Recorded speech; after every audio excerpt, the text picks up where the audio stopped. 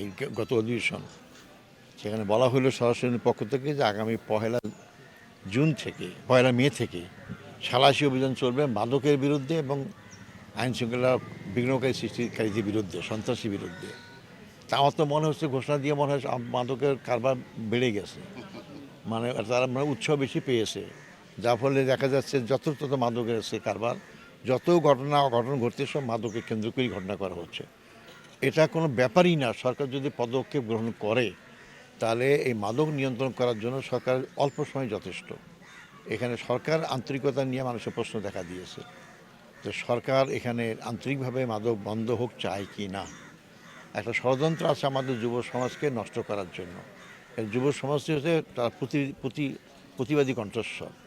এই প্রতিবাদী কণ্ঠস্বরকে যদি স্তব্ধ করা যায়, যে দেশ এবং বিদেশ যা দেশে শাসন করে তাদের শাসন ক্ষমতা নির্বিঘ্নে করা যায়, প্রতিবাদটা করবে কে?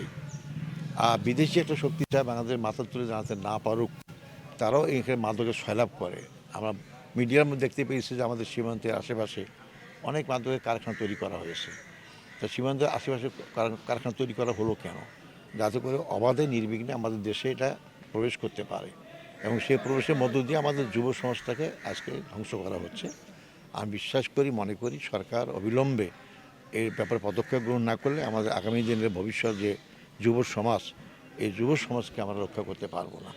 এই জন্য সরকারের সাথে সাথে আমি দেশবাসীর, সশস্ত্রবাসীকেও আহ্বান করব, শুধু সরকারকে শুধু না, সরকারের সাথে সাথে আমরা যারা নাগরিক, আমাদের সন্তানরা যারা কোথায় কী করে দেখা উচিত, এবং তাদেরও একটা ভূমিকা রাখা উচিত যাতে করে তাদের সন্তানরা এই সমস্ত কাজ থেকে বিরত থাকতে পারে।